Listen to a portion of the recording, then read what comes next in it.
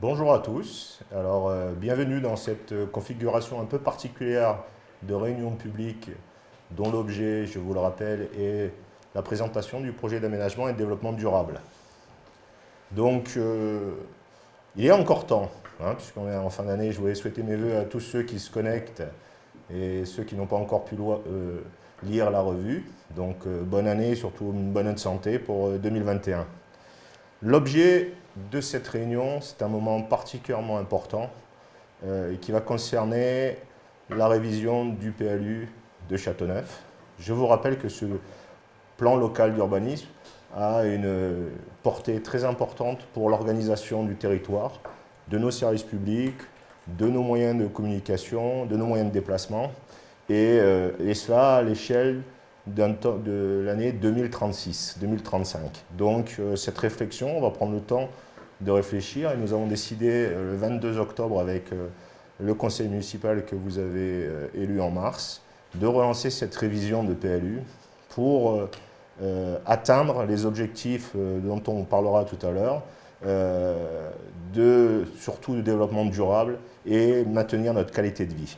Donc bien sûr, comme vous le voyez, cette réunion publique a un format un peu particulier, puisque c'est un format, j'allais dire, Covid, numérique, mais afin de garantir l'expression de vos messages et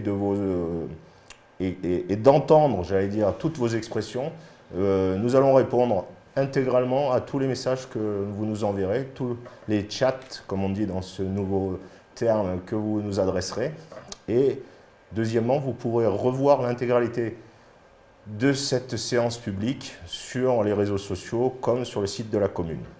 Donc nous avons la chance pour pouvoir présenter ce plan d'aménagement et de développement durable, d'être accompagné par notre cabinet consultante qui est représenté ici par Madame Estelon. Donc je vais lui laisser la parole, elle va dérouler une présentation. Je vous rappelle qu'au cours de cette présentation, vous pouvez bien évidemment adresser vos messages qui vont être traités en direct, et si nous n'arrivons pas à les traiter tous en direct, nous vous répondrons dans les quelques jours suivants. Merci. Catherine, à vous. Allez, à moi. Bonjour à tous. Donc voilà, je me présente, Catherine Estelon. Je suis co-gérante de l'agence Espace qui est installée sur Nice. Et nous traitons de différents documents d'urbanisme sur le département des Alpes-Maritimes et l'Est varois, entre autres, et puis des études plutôt axées sur l'urbanisme préopérationnel et de la maîtrise d'œuvre architecturale. Alors, comme disait Monsieur le maire, la commune de Châteauneuf s'est engagée dans la révision de son PLU, qu'elle vient d'approuver. Bon, elle a été approuvée en septembre 2019.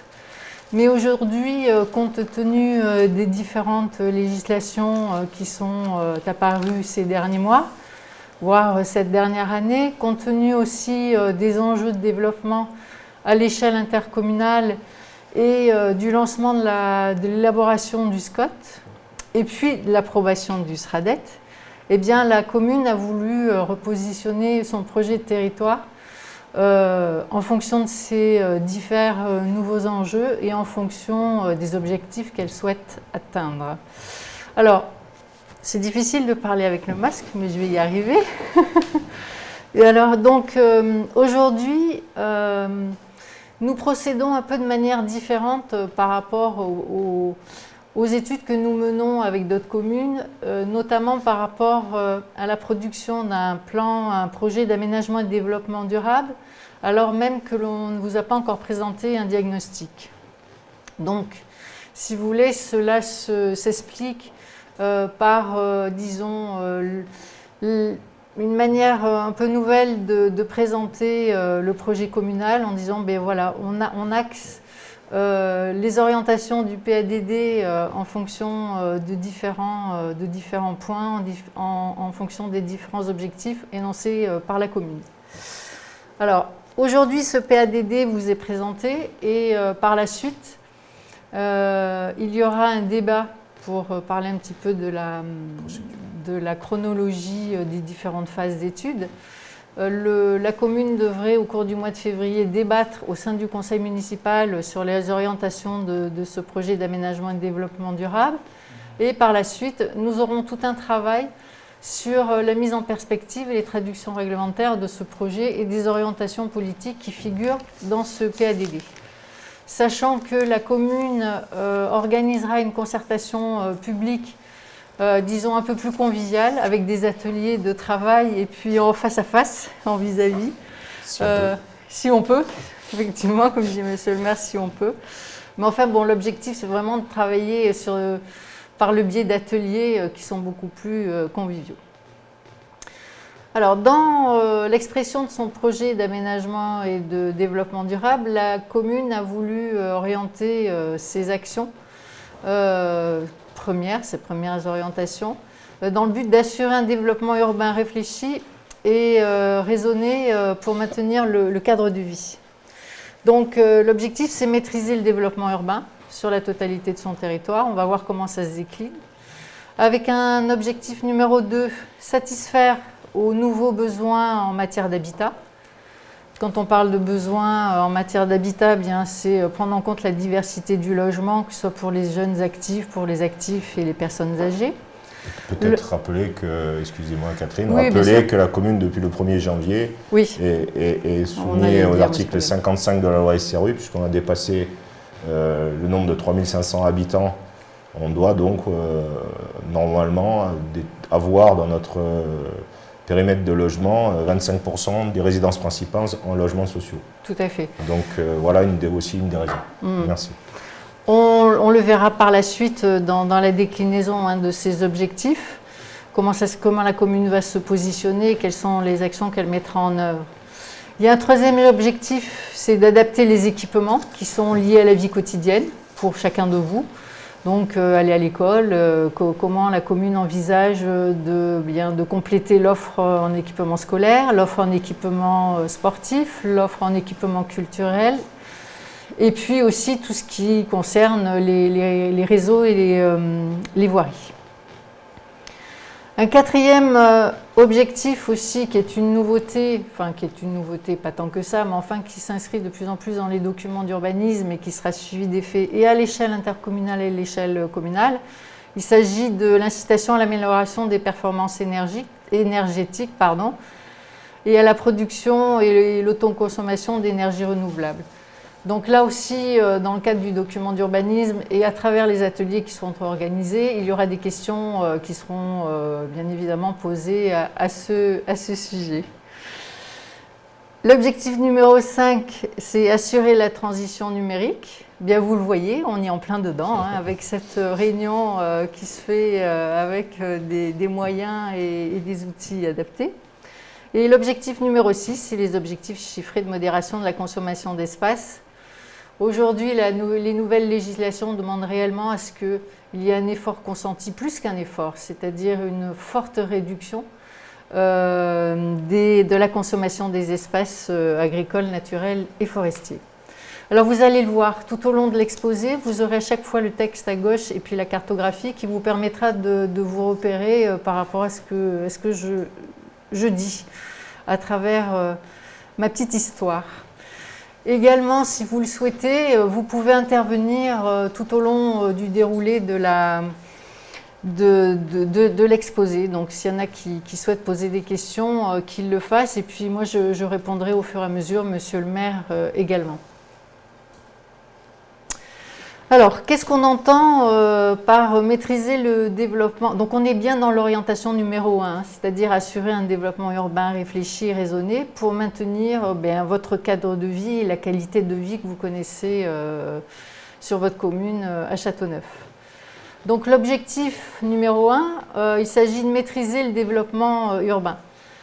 En fait, sur Châteauneuf, aujourd'hui, ce que l'on entend par maîtriser le développement urbain, c'est, dans un premier temps, c'est vraiment conforter le pôle de centralité villageois, avec vraiment le village, le centre historique, le développement des mousquettes, et puis le développement près du lac, décidément, et le développement du près du lac.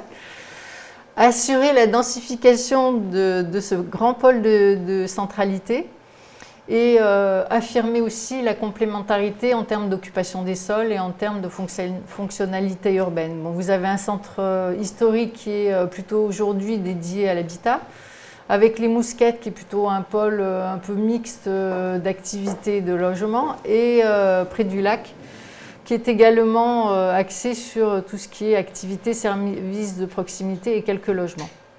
Donc aujourd'hui, c'est vraiment créer une synergie entre ces trois secteurs et, disons, augmenter également tout ce qui est liaison piétonne, tout ce qui est liaison mode actif. Mode actif sont les modes doux de déplacement. Et en même temps, envisager un développement urbain maîtrisé sur les pourtours de cette centralité. C'est-à-dire avec une maîtrise de la densification, sans, en particulier ici autour du village, sans avoir une multiplication de l'habitat, excusez-moi, oui, l'habitat sous forme dense de petits collectifs. On reste vraiment dans un tissu urbain relativement lâche. Alors, ce qui est envisagé également par la commune et qui sera retraduit dans le cadre du PLU, donc c'est déjà mobiliser le foncier résiduel, c'est-à-dire que dans ce secteur de centralité du village, c'est ce que l'on appelle occuper les dents creuses, c'est-à-dire que l'on va remplir tous les terrains qui aujourd'hui ne sont pas occupés, et avant d'ouvrir des secteurs bien qui aujourd'hui sont un peu plus naturels. Également, ce que l'on pourra envisager, ce sont des greffes urbaines qui se traduiront par des orientations d'aménagement et dans lesquelles on verra comment on envisage les formes urbaines, comment on envisage les circulations et les volumétries. Et puis aussi, dans ces greffes urbaines, envisager le développement des équipements et en même temps conserver une certaine qualité architecturale et urbaine et une préservation du patrimoine. Donc ça, c'est le premier point. Le deuxième point, c'est poursuivre les actions. La deuxième action, donc, c'est poursuivre les actions en faveur de l'accroche urbaine de près du lac. Donc ici, avec dans un premier temps la création du boulevard urbain, qui avait déjà été énoncé dans le précédent PLU. Donc là, c'est vraiment la poursuite et la réalisation, la mise en œuvre de ce boulevard urbain, avec, disons, l'aménagement d'une façade urbaine attractive qui permet d'offrir davantage de commerces et de services, d'activités artisanales, préférentiellement en rez-de-chaussée, le long de ce boulevard, et puis des logements à l'étage pour, disons, répondre aux besoins de diversification de l'habitat, pour accueillir les plus jeunes, les plus anciens. Et puis surtout, restructurer les circulations automobiles en faveur bien des déplacements en mode actif, c'est-à-dire à vélo, à pied. Et puis voilà. Et, a priori, il y aurait des questions? Non? Pour l'instant, non. Non, d'accord. Dans la perspective de cet aménagement et cette création de boulevards urbains, il y a aussi une volonté accrue de la commune, c'est de valoriser les espaces publics en lien donc avec la place des Pins existant, le cœur qui constitue vraiment le cœur de vie local, avec une réduction des stationnements existants, au profit bien d'aménagements urbains plus conviviaux qui permettent à chacun de se retrouver bien autour de placettes, autour de jeux d'enfants. Et puis aussi créer un certain nombre d'équipements publics permettant de répondre aux besoins de vous tous. Alors, ce qui est aussi important à souligner dans cette centralité, le renforcement de cette centralité, c'est réorganiser et redynamiser le secteur des Mousquettes avec une accroche urbaine par tout ce qui est liaison mode doux, réintégrer de l'emploi sur place en lien avec les activités et les services de proximité, introduire aussi du bureau, c'est-à-dire de l'activité tertiaire en complément de ce qui existe aujourd'hui. Donc voilà, ça c'était vraiment le pôle de centralité autour des trois secteurs importants du village des Mousquettes et de près du lac.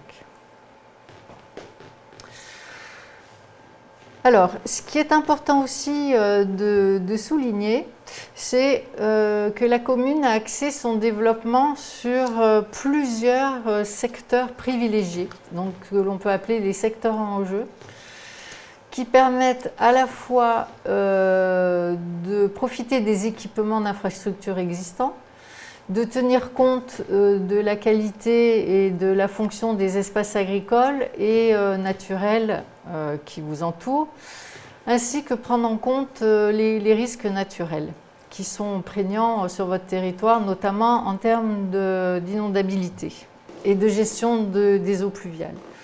Donc en fait, si vous voulez, on l'a vu, on a le pôle de centralité autour du village, mais on a également la route de Grasse, donc tout ce secteur qui déjà est occupé par un certain nombre d'activités artisanales en particulier, et puis par un tissu urbain un peu plus dense qu'ailleurs. Donc ça, c'est un secteur qui fera l'objet d'un renforcement et d'une identification en termes et d'une valorisation en termes d'activité et de mixité pour accueillir de l'habitat. Vous avez également le secteur en lien avec Grasse et surtout le secteur Place Cassier, qui déjà forme un pôle de centralité urbaine. Là aussi, la commune souhaite prolonger la centralité de Grasse sur Châteauneuf et profiter des équipements qui sont existants, notamment en termes d'équipements d'infrastructure. Un autre secteur aussi qui est important je vais tourner dans le sens inverse des aiguilles d'une montre. Je suis gauchère. Et donc un autre secteur qui est plus au sud et qui est en liaison avec le centre villageois de Valbonne. Donc c'est le long de la route. Là aussi, en fonction aussi quand même des enjeux environnementaux et puis quand même du tissu urbain valbonnais qui se trouve en dessous, la commune souhaite quand même valoriser cette entrée de ville et développer un habitat un peu plus soutenu que par ailleurs.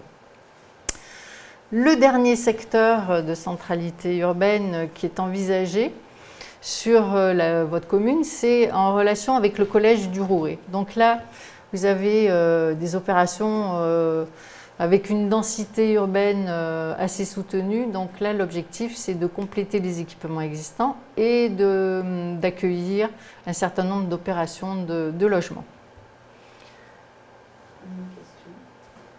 À quoi correspond le secteur violet? Alors, le secteur violet, il y en a un ici. Il y en a un autre ici. Donc là, c'est ce que je viens de dire, c'est le renforcement des équipements et du logement en relation avec la centralité du Rouret. Ah, c'est peut-être celui-ci. Ici, je reprends, donc c'est Place Cassier. Et là, en fait, ce sont les extensions du Club Méditerranée. Non. Oui, là, oui. Ouais. Voilà, ici. Donc c'est ça, ce secteur violet. Après, vous avez un petit secteur violet en tireté ici, qui correspond à une occupation qui sera plutôt destinée à de l'offre touristique et, voilà, et de l'activité en lien avec le tourisme vert et le tourisme, voilà, le tourisme en général, avec de l'hébergement et avec tout un tas d'activités en lien avec le tourisme. On le verra dans la partie suivante. J'espère avoir bien répondu à votre question.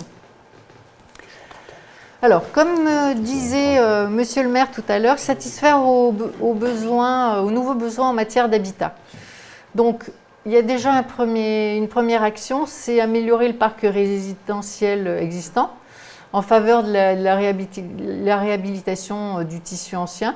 Donc aujourd'hui, dans le cadre de la révision du PLU, on prévoit une cinquantaine de réhabilitations, pas par année, hein, à l'horizon d'ici 2035. De même, on prévoit aussi la prise en compte de certaines mesures et prescriptions en faveur des économies d'énergie Et puis aussi bien tout ce qui accompagne la promotion des énergies, des bâtiments à énergie positive.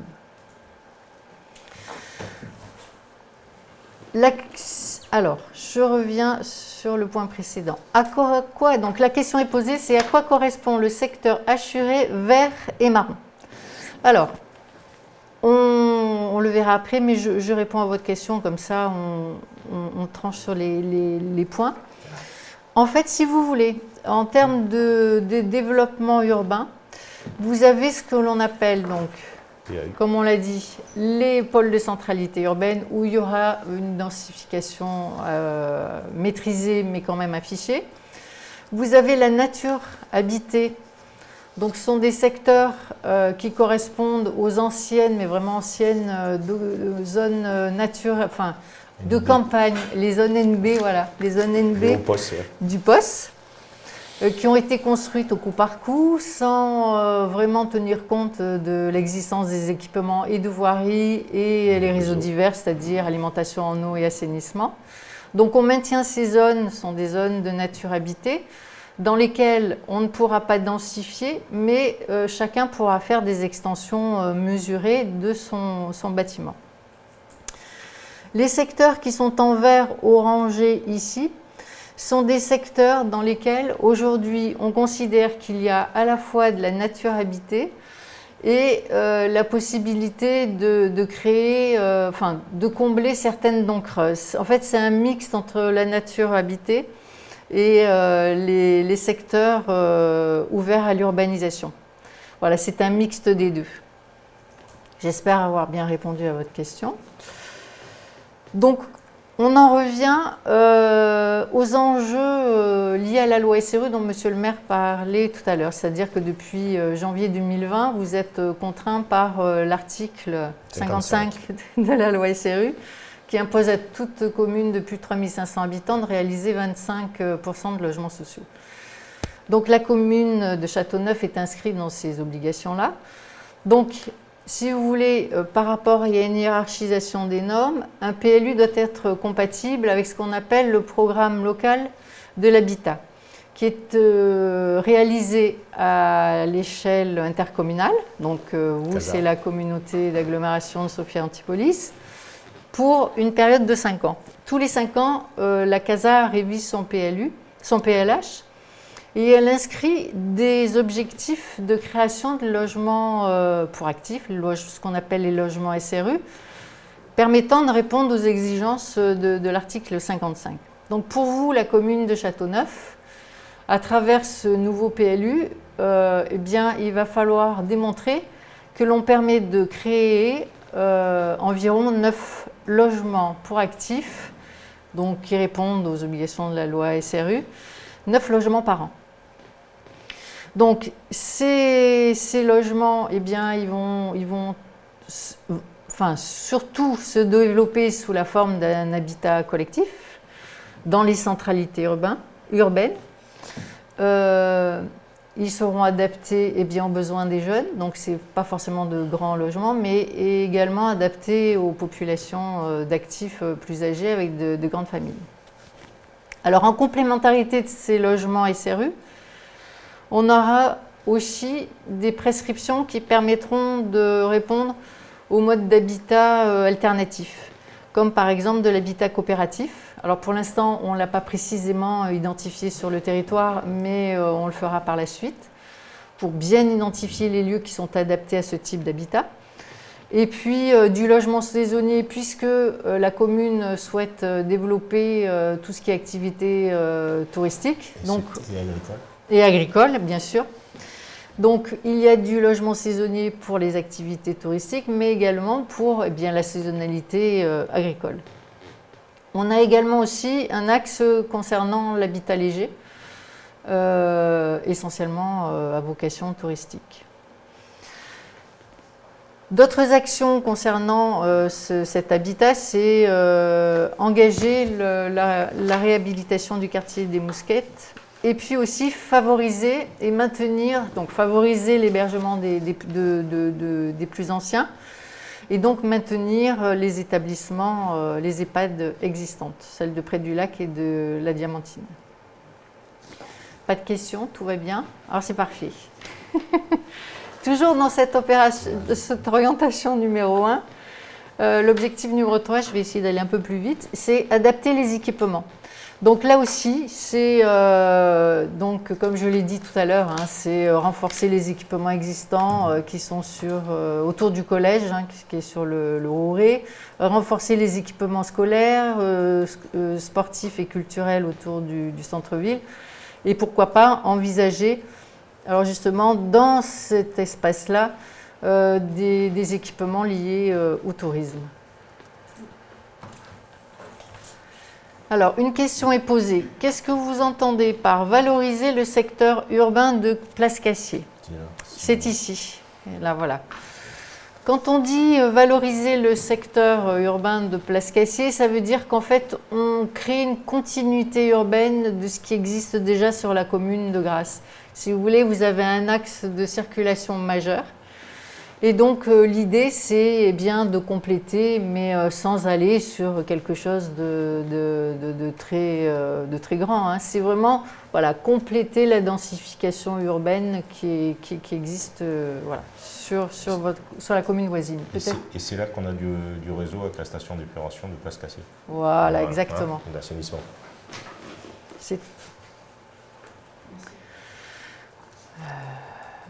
Donc, l'objectif numéro 5, assurer la transition numérique. Donc là, c'est vraiment, ça s'inscrit hein, dans les actions qui sont menées par le conseil départemental actuellement, hein, dont l'objectif est d'équiper tout numérique l'ensemble du territoire, tous les foyers avec la fibre optique à l'horizon 2021. Bon, on n'est que janvier 2021, on verra d'ici la fin de l'année comment ça se développe. Faciliter aussi le télétravail à domicile. Donc voilà, ça s'inscrit vraiment pour permettre à chacun de mieux s'organiser par rapport au télétravail aujourd'hui en particulier par rapport à cette crise sanitaire, mais en même temps limiter les déplacements entre le domicile et les bassins d'emploi, surtout qui sont situés sur le littoral, et qui provoquent des saturations à certaines heures. Alors, ce qui est important de dire pour Châteauneuf, quand même, je le souligne, c'est que la commune veillera à trouver un équilibre entre toutes les prescriptions en termes de qualité de vie et puis et les nuisances sanitaires qui peuvent être induites par les dispositifs à très haut débit et notamment la 5G. Donc ça, voilà, la commune fera très attention au lieu d'implantation. Alors, une question nouvelle, le déploiement de la fibre est-il prévu sur l'ensemble de Châteauneuf? Eh bien, moi, je vous dirais, il est prévu sur l'ensemble du département des Alpes-Maritimes. Donc, si vous voulez, ce n'est pas une compétence qui dépend ni de la commune, ni de la communauté d'agglomération, donc la CASA. C'est vraiment à l'échelle départementale.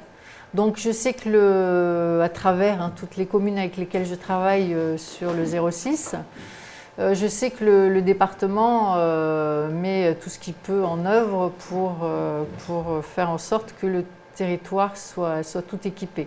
Alors, il y a une précision à apporter pour le déploiement de la fibre. Ce n'est pas parce que les fibres vont être amenées et déployées dans tous les secteurs de la commune que tous les logements seront éligibles à la fibre. Ça dépendra des opérateurs. À l'heure actuelle, la fibre sera déployée sur toute la commune théoriquement à la fin de l'année 2020. C'était prévu, donc c'est reporté à fin 2021 pour des raisons Covid et autres. Mais ce développement de la fibre accessible sur tous les postes de relais de la commune, après c'est aux opérateurs de déployer les fibres vers les domiciles. Voilà la réponse. Donc oui, toute la commune devrait être déployée en fibre. C'est dans le plan national de couverture de la fibre numérique. À quelle échéance? Pour l'instant, il y a du retard qui a été pris, mais on attend des précisions de l'opérateur qui est Orange, celui qui déploie la fibre sur notre secteur. Voilà.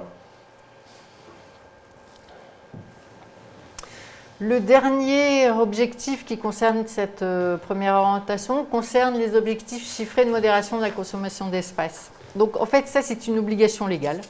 C'est-à-dire qu'aujourd'hui, dans tous les documents d'urbanisme qui sont produits à l'échelle nationale, eh bien, on a une obligation de démontrer que l'on consomme au minimum les espaces agricoles, naturels et forestiers. L'objectif étant de dire, eh bien, on a un patrimoine avec des enjeux environnementaux forts, et donc il est essentiel de protéger les espaces agricoles, de même que les espaces naturels et la forêt. Donc, si vous voulez, le contrôle légalité de l'État veille à ce que la démonstration aille bien dans ce sens et que l'on soit très vertueux en matière de consommation d'espace.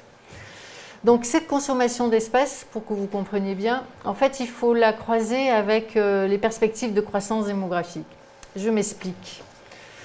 Si vous voulez, en fonction des évolutions de la population de votre commune, donc du nombre d'habitants qui est arrivé nouvellement sur Châteauneuf, en fonction du nombre de permis qui a été produit, eh bien, on prévoit des perspectives d'évolution qui devront être en adéquation avec les capacités du territoire à recevoir ces nouvelles constructions. Donc, si vous voulez, dans le PADD, on doit inscrire des objectifs qui soient ni trop ni pas assez par rapport aux évolutions de la population. C'est-à-dire qu'on ne va pas pouvoir dire « je prévois la création de 6 logements par an », alors que finalement, j'en ai besoin que de 2. Donc ça, c'est un point particulier. Mais je me demande s'il n'y a pas un truc qui est bizarre. C'est pas 6 logements par an. Il y a une petite erreur dans le PowerPoint, je pense. Excusez-nous, on va vérifier ça, mais je pense que c'est pas 6 logements. C'est 16 logements. Voilà, ça me revient en mémoire. Il y a une erreur de frappe, ce n'est pas 6 logements par an, c'est 16 logements.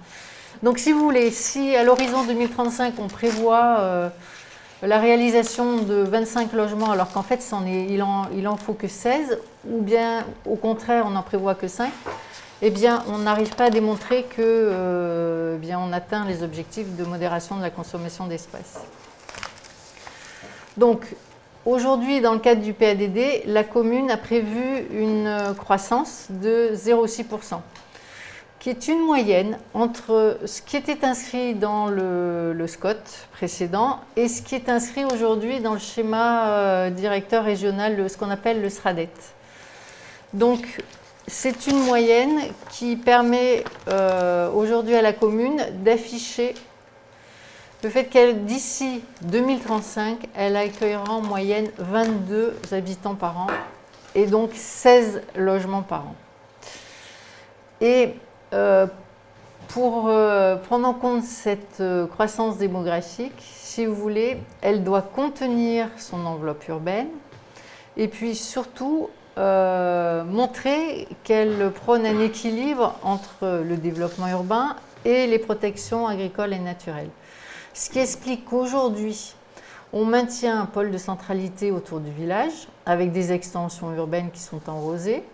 On crée un autre pôle d'urbanisation avec une densification qui répondra aux besoins en termes de logement sur la route de Grasse, en lien avec Place Cassier, le long de la route de Valbonne et autour de la centralité qui est engagée autour du collège du Rouret. Partout ailleurs, aujourd'hui, la commune doit démontrer qu'elle ne va pas augmenter les droits à bâtir sur les secteurs qu'on appelle l'habitat en secteur naturel, sur lesquels on n'envisagera que des extensions mesurées. De même, il faudra qu'elle comptabilise aussi les capacités d'accueil sur les secteurs dont on parlait tout à l'heure, qui sont assurés en marron et en vert, dans lesquels on aura des petites poches qui pourront accueillir de nouvelles habitations. Et si vous voulez, voilà, à travers ces objectifs, à travers le projet de la commune, à travers de son niveau d'équipement, eh bien aujourd'hui, la commune, voilà ce qu'elle dessine, c'est des pôles de centralité et puis entre les deux, le maintien d'espaces agricoles, le maintien des espaces naturels et quelques petites poches d'urbanisation et des extensions mesurées dans les quartiers, les anciennes zones NB qui étaient des zones de campagne sur lesquelles eh bien, les équipements ne sont pas forcément adaptés à une densification du tissu urbain. Ce sont également des secteurs sur lesquels il y a une forte sensibilité environnementale et paysagère. Alors il y a une question. De quel type de logement parlez-vous? Ça dépend à quel moment je parlais des logements. Alors j'ai ma petite idée. Quand on parle de 16 logements par an, il s'agit de résidences principales. On ne comptabilise pas les résidences secondaires parce que vous imaginez bien, si on comptabilisait les résidences secondaires, on aurait quelques difficultés à obtenir une adéquation entre capacité d'accueil, perspective d'évolution et objectif de modération de la consommation d'espace.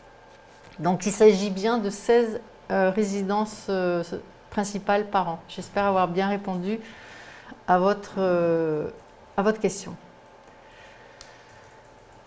Donc voilà, j'ai suffisamment expliqué la cartographie avec sa légende, hein, puisque c'était détaillé au fur et à mesure. Donc, on passe à la deuxième orientation, qui touche plus particulièrement tout ce qui est enjeu de développement économique. Donc la commune de Châteauneuf a a mis en perspective l'idée de renforcer et développer l'attractivité commerciale, touristique et agricole. Donc en fait, voilà, elle a préféré axer ces mesures en faveur de ce type d'activité. Donc l'objectif numéro 1, c'est développer les activités économiques, bien évidemment. Donc, premier point, première action, c'est préserver et soutenir l'activité agricole. Donc, comme vous pouvez le voir sur la carte, ce sont toutes les petites poches jaunes ici qui sont réparties sur le territoire. Consolider et dynamiser l'offre d'activités tertiaires. Donc ça, il s'agit en particulier du secteur des mousquettes, sur lequel eh bien, on introduit une nouvelle typologie d'activité. Développer un pôle d'activité tertiaire, c'est ce que je viens de dire. Et action numéro 4, maintenir et développer l'activité artisanale. Là aussi, c'est un point fort. Alors, quand on parle d'artisanat, il faut entendre l'artisanat de proximité, c'est-à-dire qui est lié à vos besoins quotidiens. Donc, par exemple, un boucher, c'est un artisan, un boulanger, c'est un artisan, un petit électricien, c'est un artisan. Donc, vous en avez besoin au quotidien. Donc, voilà. À l'heure actuelle, la commune a plus de 140 artisans ou commerçants artisans enregistrés sur la commune. Oui. Voilà, donc c'est pour 3500 habitants, 140 artisans, c'est quelque chose d'important. C'est très important, voilà. Et ils ont besoin d'être soutenus en ce moment. Oui. Donc oui, en termes d'activité, ce qu'il faut retenir, c'est que la commune, votre équipe municipale souhaite vraiment privilégier la proximité, voilà, tout ce qui est activité de proximité. Et puis en dernier point, conforter les activités touristiques qui sont en lien avec les structures existantes et puis sans compter les nouvelles structures et une activité touristique en lien aussi avec le tourisme vert et les activités agricoles. Alors, c'est vrai que cette agriculture aujourd'hui est très prégnante sur votre territoire et en fait, elle joue deux rôles, elle assure deux rôles. C'est-à-dire un premier rôle, c'est économique, bien évidemment, avec les exploitations existantes qui produisent sur place, qui apportent de la valeur ajoutée, qui offrent aussi de la transformation, de la vente de produits locaux à vous tous. Elle joue aussi un second rôle, c'est un rôle en termes paysagers, c'est-à-dire qu'elle participe vraiment à la qualité et à l'identité de votre territoire. Donc ça, c'est un point important et c'est ce qui permet vraiment de valoriser votre territoire et de dire, voilà, Châteauneuf, c'est quoi? Eh bien, c'est un paysage, un superbe paysage provençal avec le maintien d'un patrimoine agricole ancestral avec des points de repère particuliers qui sont en lien avec ce type d'activité. Donc, à travers le PLU, la commune va inscrire un certain nombre de dispositions qui permettront de valoriser cette activité agricole, qui permettra aux exploitants de s'installer, de vendre leurs produits, de les transformer et de participer pleinement au développement économique de Châteauneuf. Aussi faciliter tout le développement de diverses filières qui sont actuellement existantes ou à venir. Alors il y a une question à laquelle je vais répondre. Quel projet pour la zone des Mousquettes basses ex-Intermarché? Alors c'est ce que j'ai dit tout à l'heure, à moins que M. le maire veuille...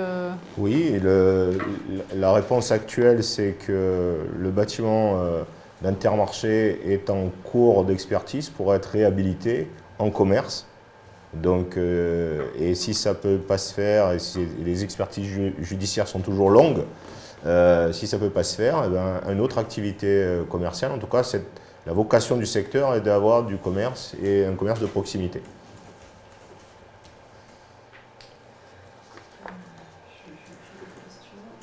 Voilà. Je vous vais patienter quelques secondes. Il y a une question aussi qui arrive. Je laisse la personne qui la traite me la soumettre avant de vous répondre. Construite avec des villages. Oui. Alors voilà, cette question, c'est à quoi correspond le secteur touristique pour les zones déjà construites avec les villas, avec les maisons existantes? En fait, si vous voulez, quand ce sont des grandes intentions qui sont traduites dans le PADD, en fait, c'est un grand secteur, on l'a vu tout à l'heure, hein, c'est un grand secteur qui forcément induit de la mixité des fonctions urbaines, c'est-à-dire qu'il y a de l'habitat, mais cet habitat pourra, par exemple, accueillir des gîtes, pourra accueillir des chambres d'hôtes, pourra peut-être se transformer pour accueillir des structures d'hébergement touristique. Si vous voulez, c'est pas de dire on a un grand secteur touristique où il n'y aura que du tourisme. Non, de toute façon, sur un territoire comme le vôtre, c'est vraiment aller vers la proximité, mais aller aussi vers la mixité des fonctions. Donc ce n'est pas uniquement un grand secteur attribué aux seules activités et structures d'hébergement touristique. On ne change pas les destinations des secteurs qui sont en place. On leur réattribue une orientation oui. pour avoir une potentialité de développement. Et sur de l'habitat, on s'aperçoit que dans l'habitat diffus sur les villas, il y a beaucoup de locations d'été. Il y a du Airbnb, il y a des tables d'hôtes, il y a des activités économiques qui peuvent être développées et il faut les prendre en compte. Et notamment c'est quelque chose d'important, les activités touristes sont presque les dernières ressources des communes en termes de nuitées, en termes d'activités économiques. Donc c'est important, vu la taille de nos territoires qui ont une densification et un attrait pour les populations, c'est important de pouvoir donner cette perspective à ces zones-là. Voilà. Donc voilà, comme je disais, monsieur le maire également, c'est vraiment un tourisme de proximité. Il ne faut pas imaginer que vous allez avoir un immense Pierre Vacances avec je ne sais combien de chambres. Ce n'est pas du tout l'objectif. C'est vraiment du tourisme local. Alors, pour en finir avec poursuivre avec ces zones agricoles, là aussi, la commune s'est investie dans un projet, dans une initiative intercommunale avec la création de zones agricoles protégées. Donc, c'est en cours, et donc en lien avec la CASA, pour véritablement sanctuariser certains secteurs agricoles qui ont des potentialités fortes en termes agronomiques et qui sont vraiment une plus-value à l'échelle de la commune et à l'échelle de la CASA. Donc, je ne vais pas vous faire la liste à la Jacques Prévert de tout ce que l'on engage, mais en tout cas, ce qu'il faut savoir, c'est que dans les traductions réglementaires de ce PADD, il y aura une place forte, une place importante pour tout ce qui est activité agricole et activités connexes aux exploitations. Alors, comme je vous le dis depuis le début, en fait, l'action numéro 2 en termes de dynamique économique, c'est consolider et dynamiser l'offre d'activités de proximité. Je pense que je l'ai dit assez largement depuis tout à l'heure. Vraiment, c'est offrir des activités, des services de proximité pour répondre à vos besoins quotidiens. Et en même temps que vous avez cette offre de proximité, c'est mettre à niveau tout ce qui est équipement en termes de stationnement et l'adapter justement à vos besoins. Tout ce qui est aussi circulation et lien entre les quartiers, les centralités, de manière à limiter les trop importants déplacements en voiture et essayer vraiment de retrouver la convivialité villageoise. Donc ça, c'est vraiment un point très important et qui sera intégré dans le futur PLU. Je vais parvenir sur les activités tertiaires des Mousquettes, on l'a dit. Et puis, voilà. Et aussi développer l'activité artisanale en lien avec ces objectifs de proximité. L'activité touristique, alors un mot aussi important, c'est qu'au jour d'aujourd'hui, la commune a souhaité intégrer le projet d'extension du club Méditerranée. Donc, et voir comment cette extension peut être déclenchée sur son territoire, sous quelle forme, de quelle manière, comment elle va répondre aux besoins actuels, comment elle va pouvoir aussi s'intégrer dans cette valorisation de la proximité à l'échelle communale, de manière à ne pas faire une enclave spécifique au club Méditerranée, mais au contraire assurer des liens et assurer des liens entre la... J'ai essayé de répondre. C'est un projet qui est assez ancien, ouais. Et les activités touristiques dans le contexte actuel du Covid sont remis en question et vont rechercher un nouveau, j'allais dire, business plan. Ouais. Mais l'idée de ce développement, c'était d'accueillir autour du golf, du Club Med, qui est un 9 trous, un village résidentiel de petite quantité de chambres destinées plutôt au haut de gamme. Donc c'était donner 2 images sur le Club Med, et ce Club Med dans le développement avait besoin d'attirer une nouvelle population touristique, puisqu'il avait une activité avec les séminaires, avec une activité classique Club Med, et il avait le souhait d'attirer, avec le développement du golf sur Châteauneuf, le développement du tennis, du Vignal, le développement d'activités équestres, de développer aussi un hébergement plutôt haut de gamme sur ce site-là. Donc voilà le projet, mais qui est à l'heure actuelle en termes de projet, mais il faut le prévoir, puisque ça nécessite des équipements, des réseaux, des droits à bâtir et des infrastructures. Voilà. Il y a une question sur... Alors, je vous fais patienter quelques instants. Il y a une nouvelle question sur cette orientation 2 dont je vais vous faire part d'ici quelques secondes. Alors, la question qui apparaît, c'est de limiter les nuisances sonores, notamment dans le cadre de construction et une extension du Club Med. Là où on peut et s'engager, c'est que c'est un site de luxe qui va être construit, et qui a une prospective de repos, de zénitude.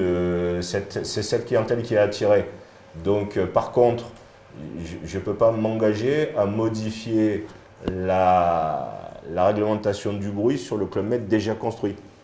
Donc, oui, le nouveau projet prendra en compte la biodiversité, parce qu'il y a des études d'impact d'abord sur la biodiversité et les sites naturels. Et les deuxièmes axes qui seront pris en compte, c'est bien sûr la qualité de vie des riverains et la qualité architecturale. Mais cette extension ne doit pas conduire à avoir des boîtes de nuit supplémentaires. Ce n'est pas ce que recherche ce type de population qui vient sur cette extension du Club Med. qui est appelé dans le monde du kilomètre, ça s'appelle les villages 5 tridents. Il y en a 4 ou 5 dans le monde. Voilà. Il y a d'autres questions? Oui, il y a une autre question. Sur le plan Clermont, sur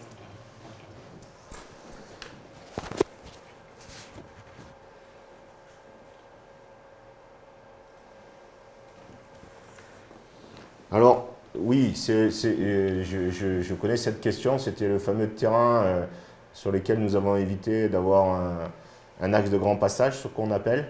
Donc, cette zone-là est une zone agricole.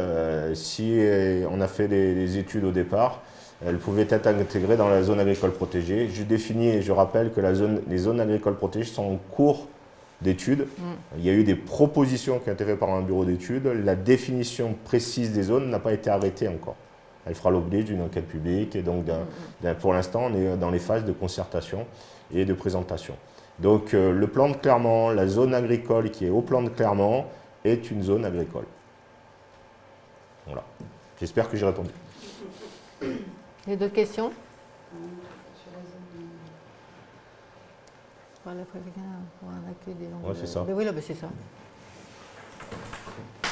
C'est pas grave.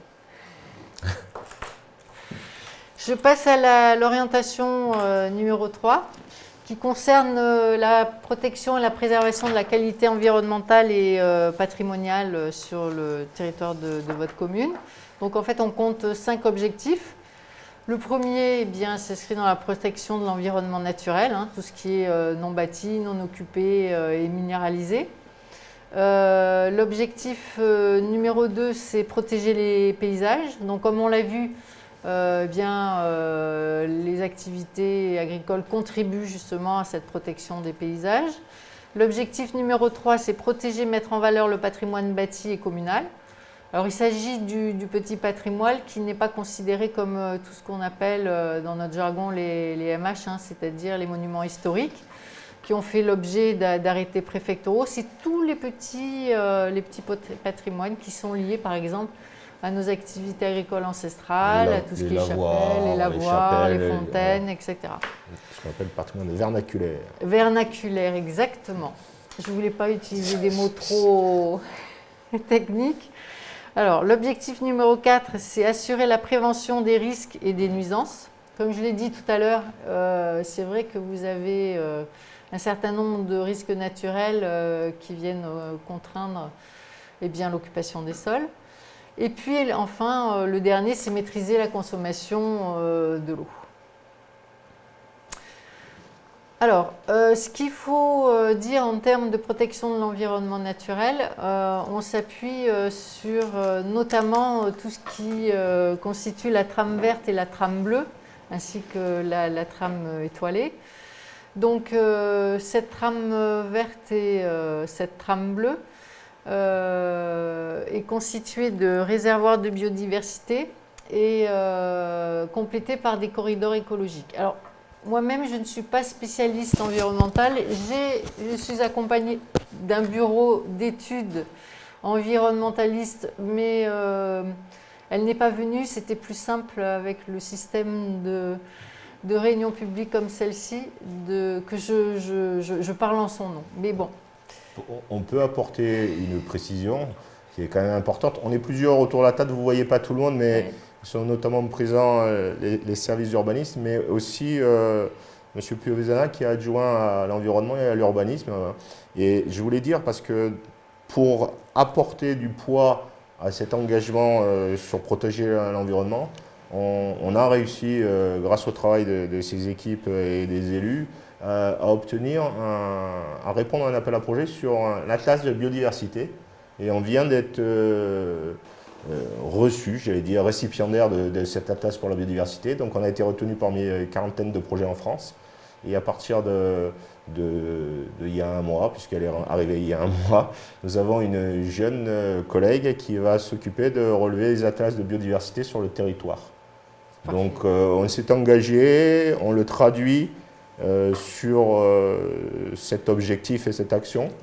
Mais derrière, il y a des gens qui vont aller travailler, relever, voir tous les petits insectes et chauves-souris que nous avons. Donc c'est vraiment quelque chose d'important à l'échelle, à l'heure actuelle, de la planète et de l'environnement. Voilà, c'était une précision importante. Alors, peut-être qu'avant de répondre à la question c'est est-il prévu un nettoyage de la Brague au chemin du Ranc? Donc, je vais répondre sur ces questions d'entretien, parce que quand on parle de biodiversité, les gens nous parlent d'entretien, et il y a une différence entre un curage et un entretien raisonné. Donc, à l'heure actuelle, les vocations des cours d'eau est de retrouver un milieu naturel avec des zones d'expansion de crues. C'est ce que veulent et ce que nous demandent les services de l'État, notamment à travers un organisme, puisque vous savez qu'une compétence qui était aux communes a été reversée vers notre collectivité, vers nos EPCI, c'est la gestion des eaux et des milieux aquatiques, ce qu'on appelait la GEMAPI, des inondations aussi, et que cette gestion de ces cours d'eau, et notamment leur entretien, est dévolu à un syndicat intercommunal et un syndicat au titre de tout le département qui est le SMIAGE. Donc les programmes d'entretien, les programmes de nettoyage sont réalisés par ces équipes-là. Et il ne faut pas croire que quand on laisse des débris dans des cours d'eau, des fois c'est parce qu'ils n'ont pas été entretenus, je suis d'accord, mais il y a aussi, on ne cure plus les réseaux d'eau.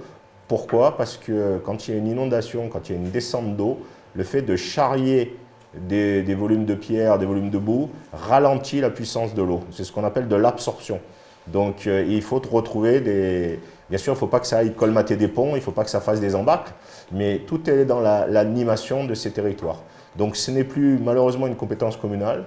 Par contre, et j'attire votre attention, nous avons eu des très grosses pluies ces temps-ci, depuis plus de 2 ou 3 mois. Les services techniques de la commune ont été équipés et font le tour régulièrement pour nettoyer tous les avaloirs. Et donc, et depuis leur mission, même si c'est une mission de la GEMAPI. Mais actuellement, nous prenons en compte les nettoyages. Si vous avez des remarques à faire sur des cours d'eau ou il y a un service à la mairie qui s'appelle le service de proximité, vous écrivez et nous transmettons soit aux services compétents qui délèguent des inspecteurs, soit nos équipes le font. Donc voilà, j'espère que j'ai répondu au problème, en tout cas, de nettoyage des cours d'eau. C'est compliqué, la vision. oui, alors je rappelle une petite observation qui n'est pas forcément en lien avec ce qu'on vient de dire précédemment, mais qui a toute son importance. C'est une personne qui dit bravo à l'administration pour la récente acquisition de biens à l'abandon et qui témoigne de sa confiance pour Je ne répondrai les pas. valoriser à l'usage de nos concitoyens. Voilà. Donc, cela étant dit, je reviens à mes moutons et concernant en particulier l'environnement naturel. En fait, ce qu'il faut comprendre, c'est que ces réservoirs de biodiversité ont une importance. Donc, ce sont des espaces qui renferment une riche et une diversité d'espèces en jeu environnemental, hein, donc que ce soit des plantes, que ce soit de la petite faune. Donc voilà, c'est un milieu très riche et dans le cadre du PLU, ces milieux, il va falloir les protéger et les mettre en valeur. Alors, lorsqu'ils forment des réservoirs à fort enjeu, eh bien, ils resteront des espaces inconstructibles. Par contre, dans certains espaces, il faudra envisager un certain nombre de dispositions et de préconisations qui permettent, par exemple, la libre circulation de la petite faune, qui permettent la reproduction de telle ou telle espèce. Ce sera une gestion raisonnée du développement urbain et de l'occupation des sols. Et un exemple sur ces petits aménagements nécessaires au maintien de la biodiversité. On a aussi lancé un travail sur ce qu'on appelle la trame étoilée. Qu'est-ce que c'est? On s'aperçoit que l'éclairage public la nuit a des interférences sur la vie de tous les insectes, et notamment sur les pollinisateurs, et les pollinisateurs des oliviers. Donc, il y a des études maintenant qui sont précises et scientifiquement prouvées que la diminution de l'éclairage public améliorerait la pollinisation des arbres, donc, et notamment sur l'olivier. Donc, en ayant un développement agricole, en prenant une réflexion sur nos activités, il est normal d'étudier toutes ces contraintes, j'allais dire environnementales, parce que ça peut être des contraintes, mais il faut savoir qu'on n'éclairera pas certaines zones, on diminuera l'éclairage de la nuit pour des raisons qui ne sont pas forcément économiques, mais qui sont environnementales, donc, dont le respect de la biodiversité. Voilà. Quelques exemples. Excusez-moi. Un point, et en complément aussi, un point important, ce sont ce qu'on appelle les corridors écologiques. Hein, vous l'entendez partout, les corridors, voilà, ces corridors. En fait, ce sont des axes de déplacement qui permettent de relier les grands espaces naturels et les grands réservoirs de biodiversité et qui peuvent traverser des espaces déjà anthropisés. Alors ça veut pas dire là non plus que c'est forcément tout maintenu en zone naturelle, mais en tout cas on veille à ce que il y ait un libre-échange des espèces, de la petite faune par exemple, et comme disait Monsieur le maire, on aura des préconisations en termes d'éclairage public, on aura des préconisations en termes de haies pour laisser passer les petits ânes et la petite faune. On aura aussi des préconisations en termes de maintien des murs en pierre. Enfin, voilà. Ça ne veut pas dire inconstructibilité, mais en tout cas des prescriptions adaptées. Un autre exemple de la nécessité de comprendre un territoire et d'intégrer les conséquences des trames verts, des corridors écologiques, c'est accepter que les animaux se déplacent. Quand les animaux se déplacent, ils font des dégâts.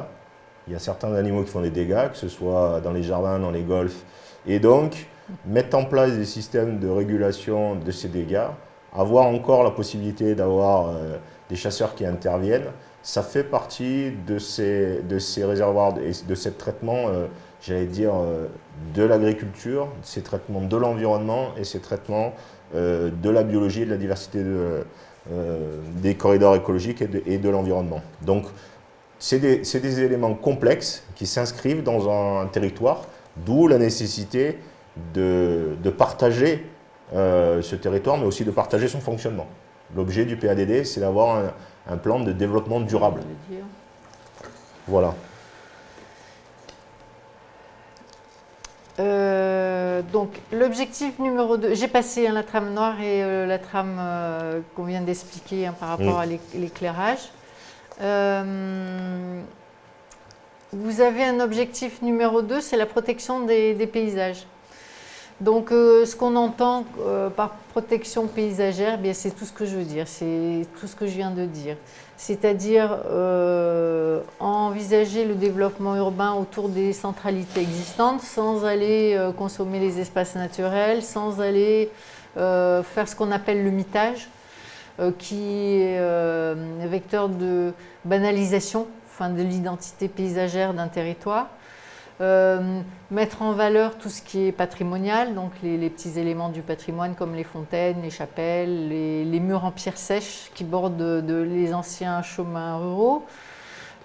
Également maintenir dans les espaces constructibles tout ce qui est en rapport avec les restants d'oliviers, donc avec des préconisations d'implantation du bâti, d'implantation des accès qui tiennent compte de l'alignement des restants, qui tiennent compte aussi de l'effet des restants qui suivent les courbes de niveau. Voilà. C'est tous ces éléments-là de préconisation paysagère qui seront intégrés dans le PLU, dans ces traductions réglementaires et qu'il faudra absolument valoriser sur votre territoire.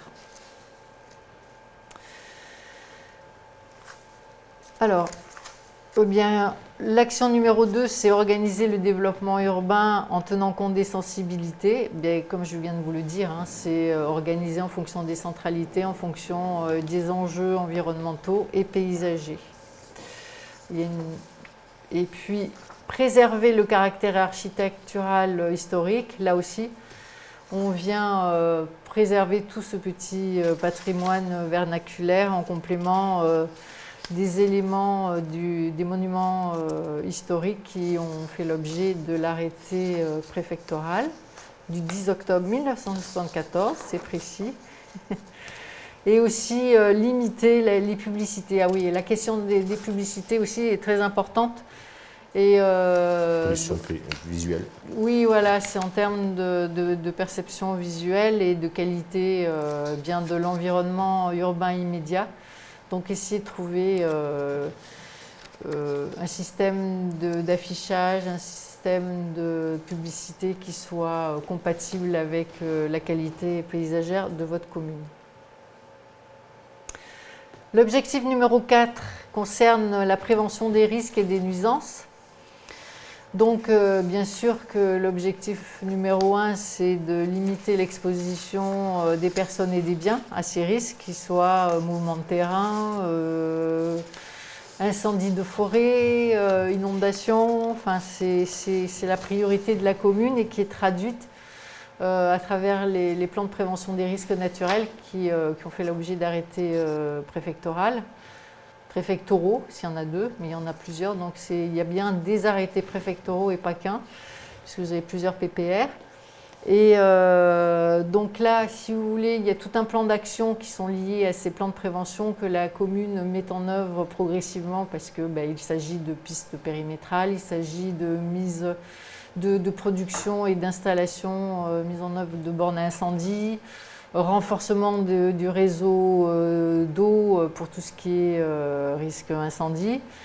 Et puis aussi en termes de risque inondation, c'est la contribution par les bassins de rétention, les normes en termes de bassins de rétention individuels pour chaque maison.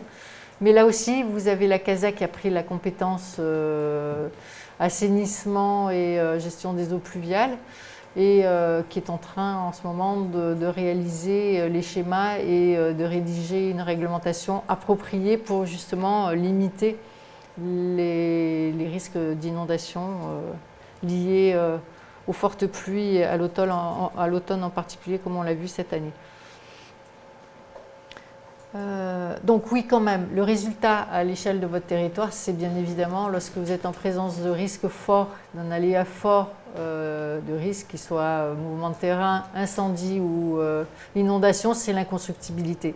Alors il y a certaines extensions qui sont possibles, mais il faut se rapporter au plan de prévention des risques qu'il a développé. J'aimerais qu'on s'arrête sur la prise en compte des risques. Je pense que dans ce contexte actuel, on ne peut pas oublier nos collègues de la Roya, de la Vésubie, de l'ARIA-Pays, et s'imaginer que simplement en 2015, avec les éléments de volume d'eau que nous avions pris en tête de Brague, puisque nous sommes sur le bassin versant de la Brague, nous sommes en tête de Brague, les sources étant sur la commune, nos précipitations à 250 ml avaient occasionné plusieurs morts à Biote. S'il tombe 500 à 600 ml, ce qui est tombé sur la Roya, on ose imaginer ce qu'il y aurait à Biote. Donc il est urgent que nous prenions en compte ces phénomènes gravissimes qui arrivent et on ne peut pas se contenter aujourd'hui d'espérer qu'ils tombent sur l'autre vallée. Il est de ma responsabilité de maire et de la responsabilité de l'équipe municipale d'engager des réflexions sur la durabilité de notre territoire et la résilience par rapport à ces phénomènes qui deviennent de plus en plus récurrents. Voilà, donc c'est vraiment une prise en compte majeure sur ces maîtrises de ces risques. Et autant on avait subi, je le dis franchement, les PPR incendie, le PPR IF et le PPR mouvement de terrain, qui nous semblaient peu cohérents compte tenu des événements locaux que nous avions eus. Autant nous n'avons pas de PPR inondation pour l'instant. Et je pense qu'on n'en a pas parce que la commune s'était engagée dans une zone d'expansion de crue et qu'elle a mis depuis des années, depuis le début des PLU, en place des rétentions à la parcelle, du schéma directeur d'assainissement et de réseau d'eau. Donc on va continuer dans ces réflexions et dans ces aménagements pour ne pas avoir à subir des dégâts chez nos collègues, chez nous-mêmes d'abord et chez nos collègues. Voilà la position de l'équipe municipale. Alors, oui, une observation par quelqu'un qui dit « Nous sommes très clairement informés par tous les moyens nécessaires grâce aux alertes ». Donc, Merci. donc ça, c'est un point important. Alors, l'objectif numéro 5 concerne la maîtrise de la consommation en eau. Donc là aussi, bien évidemment, pour tous, on comprend, enfin on le comprend, hein, chacun à notre niveau, qu'aujourd'hui, compte tenu de la sécheresse estivale, qui s'étend de plus en plus et du côté du printemps et du côté de l'automne, qu'il faut tous faire attention. L'eau, ce n'est pas, on n'est pas une ressource inépuisable. Il va falloir la gérer, apprendre à la gérer, et surtout la protéger des pollutions diverses, et faire en sorte que les rejets soient limités au strict minimum dans les nappes phréatiques, de manière à ce qu'on puisse utiliser au maximum les ressources que l'on a aujourd'hui. C'est un axe très important, et là il faut rappeler l'engagement qui a été fait sur la commune de reprendre cette compétence d'eau et d'assainissement, qui est une compétence depuis le 1er janvier qui est retournée à la commune. Et l'engagement qu'on a avec l'équipe municipale de proposer une réflexion sur la tarification de l'eau, et d'aller vers une tarification plus basse de l'eau, normalement, mais en se prenant en compte aussi des effets d'économie. On vous le disait tout à l'heure, la moyenne nationale pour une famille, c'est 120 mètres cubes. La moyenne de consommation des Châteauneuffois, c'est 360 mètres cubes. On peut aller dans une amélioration certainement de la qualité des réseaux avec moins de déperditions et de fuites, mais il faut aussi qu'on ait une réflexion sur le traitement, la récupération d'eau de pluie, la remise en œuvre des bassins d'eau de pluie pour l'arrosage agricole, le travail, et on l'a déjà acté, on ne se rend pas compte des efforts qui sont faits, mais la station d'épuration de Châteauneuf a été mise aux normes, elle réutilise de l'eau en sortie, et l'eau en sortie peut être utilisée pour arroser le golfe et arroser les arbres fruitiers, c'est quand même 14 mètres cubes heure. Qui avant étaient rejetés, et maintenant ils sont traités pour être réutilisés. Pour retourner dans le sol après, mais avoir une utilisation double, j'allais dire. Ils ont servi une fois, ils resservent une deuxième fois. Donc voilà, ces engagements forts, mais derrière ces engagements de PADD, il y a aussi des actes qui sont pris, et qui sont pris tout de suite et depuis 2020 avec la nouvelle équipe. Voilà. L'axe numéro 2, c'est conforter la gestion des réseaux d'eau pluviale d'eau potable et d'assainissement et du pluvial. Donc là, la compétence a été transférée de la commune à la CASA donc en janvier 2020, comme je le disais tout à l'heure. Et donc les services travaillent activement pour essayer vraiment de permettre aux communes d'intégrer des prescriptions et des dispositions claires dans leur PLU de manière à justement limiter, de mieux gérer les eaux pluviales et de renforcer l'alimentation en eau potable et assurer une meilleure gestion des réseaux d'assainissement. Il y a des questions sur... Alors, on va attendre quelques petites secondes.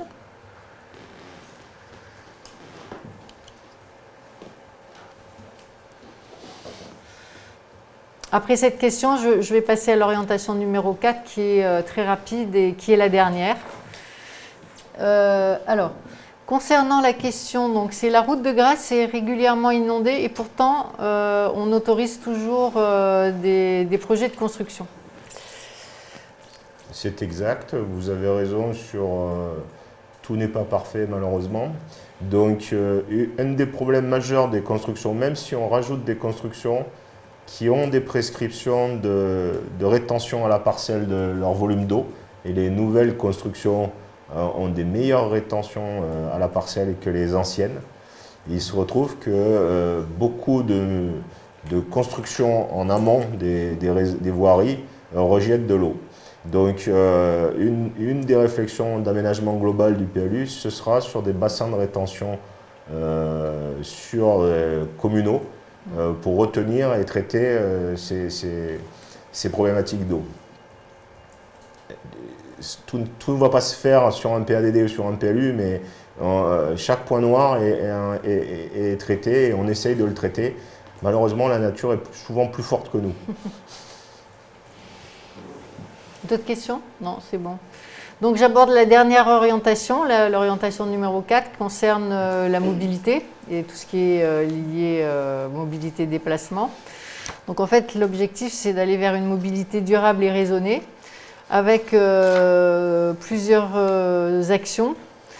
Donc déjà, un premier point et qui sera amplement détaillé par la suite, et je pense, pour l'instant, on n'a pas encore vraiment défini les choses, mais la question du déplacement alternatif et le développement des modes actifs sur votre territoire, bien qu'il ait une topographie assez contraignante, il est crucial. Il est crucial, notamment dans le centre, dans le pôle central, avec la liaison village, les Mousquettes près du lac, ça c'est important, mais également en termes de liaison entre quartiers, et même on peut envisager les liaisons entre le haut et le bas, c'est-à-dire entre le village et les plaines, et pourquoi pas plus bas, et encore plus loin, à l'échelle de la CASA, permettre les déplacements, par exemple, entre votre commune et puis la technopole, par l'utilisation des pistes des FCI en VTT électrique ou en vélo normal. Bon, c'est mieux le VTT électrique parce que bon, les pistes des FCI, c'est pas toujours facile d'utilisation. Mais en tout cas, axer la question de la mobilité sur votre commune sur tout ce qui est déplacement en mode actif. De même que aussi tout ce qui est mise en sécurité du boulevard urbain qui sera créé justement après du lac. Mise en sécurité de la route de Grasse puisqu'il y a un confortement urbain. De même aussi le long de la route de Valbonne. Donc ça, voilà, ce sont des points cruciaux et qui par la suite vraisemblablement feront l'objet d'une orientation d'aménagement de programmation qui traitera chacun des éléments sous un angle particulier qui permettra justement d'obtenir une certaine transversalité entre développement urbain, protection agricole et naturelle, mobilité et développement touristique. Ça, c'est un point important. Et par-dessus tout ça, bien évidemment, dans les centralités, c'est répondre aux besoins en termes de stationnement. Alors, il y a deux questions, je m'excuse de vous couper. Non, vous avez il y a bien fait. deux questions il faudrait le préciser, parce qu'on me parle d'une rénovation de la station d'eau usée des Bastides. Je ne la connais pas.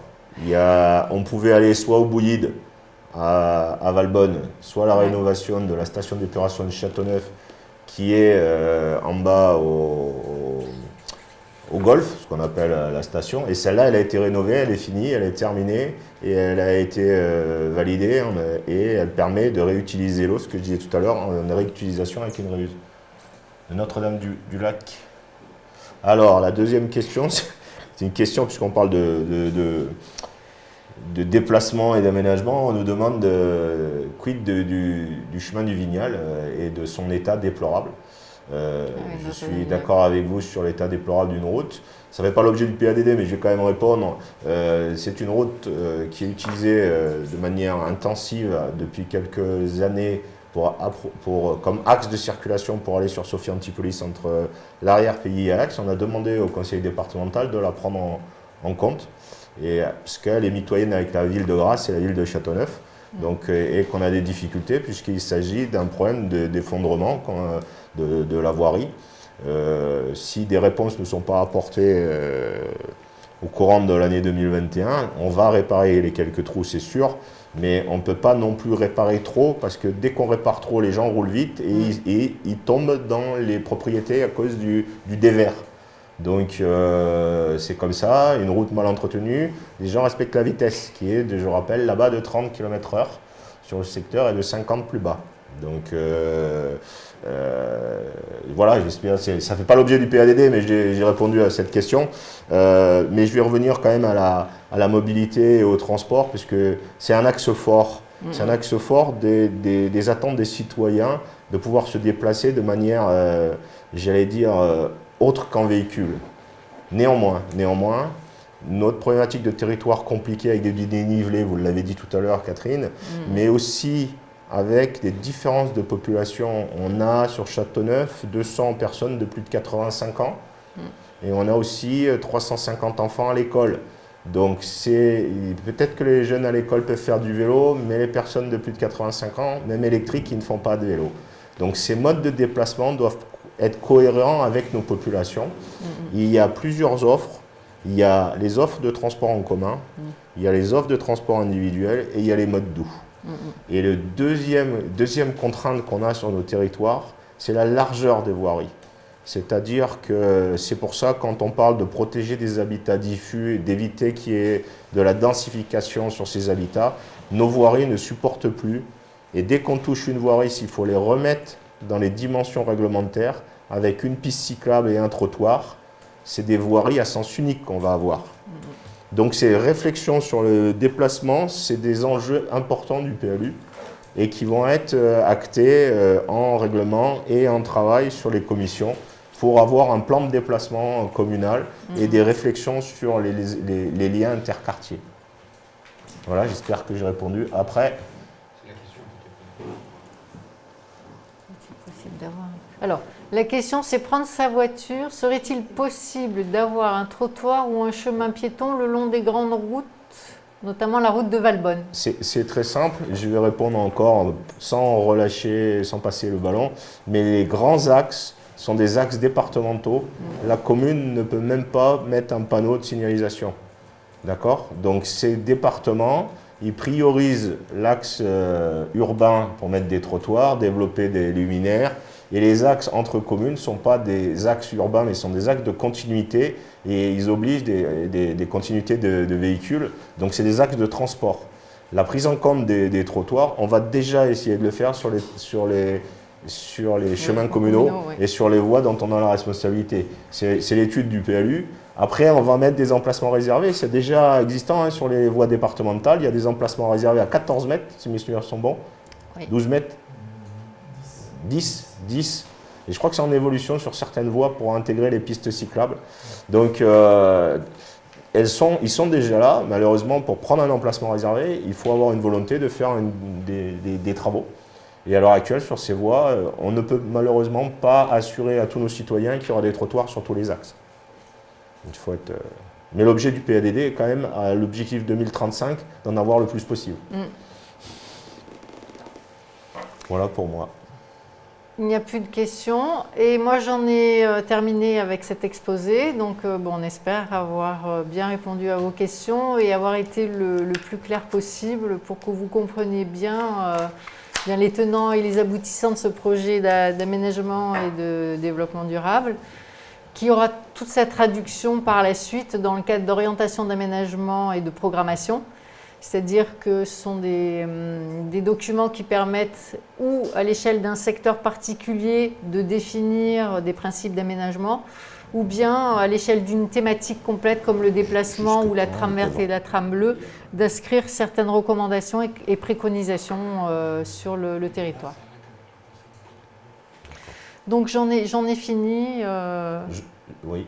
Alors, merci d'abord pour la qualité de la présentation et j'espère qu'on a pu au moins vous présenter le projet. Je rappelle qu'il est disponible en mairie et que vous pouvez encore y apporter des éléments jusqu'au prochain conseil municipal et qui aura lieu la semaine prochaine, je crois. Hein.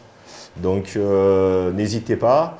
Envoyez-nous des mails ou des questionnements, on les traitera. Parce que tout ce qui est envoyé, si vous ne pouvez pas vous déplacer, si vous ne pouvez pas écrire, un mail sur l'adresse de la mairie avec le contenu de la demande et elle sera traitée et introduite dans les éléments du PADD.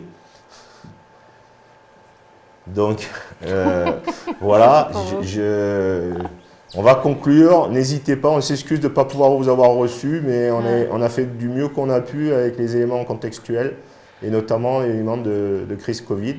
Mais sachez que c'est un travail important qui est lancé et vous y participerez au travers d'ateliers participatifs dans toutes les phases, que ce soit ceux qui sont intéressés par les transports, ceux qui sont intéressés par la biodiversité. Merci.